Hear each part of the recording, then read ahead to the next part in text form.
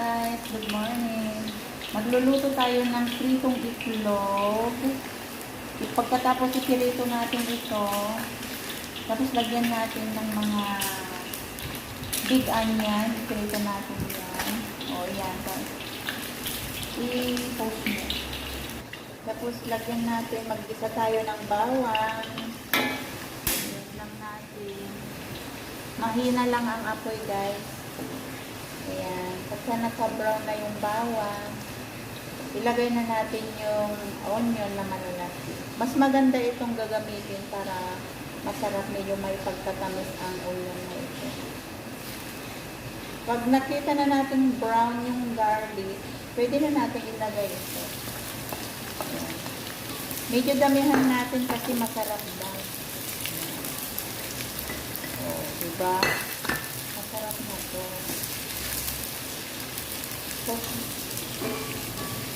ikiwar natin ng ikiwar para hindi masunog yung onion. Ayan. Tapos, medyo idikdik natin ng ganyan para medyo mabilis ang pagkaluto niya. Lagyan natin ng pampasarap.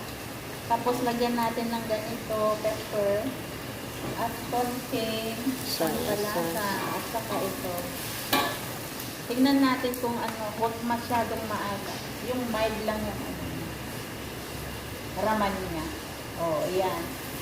Magpatulay. Tapos itong turmeric powder, pwedeng lagyan natin ng turmeric para may kulay naman. Yan. Para masarap. Yan. Tapos, lagyan natin ng konting sugar.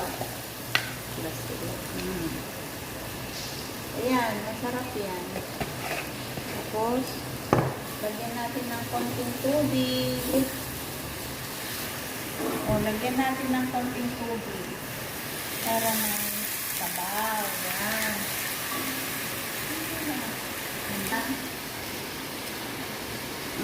Yummy. Lagyan natin ng konting asin.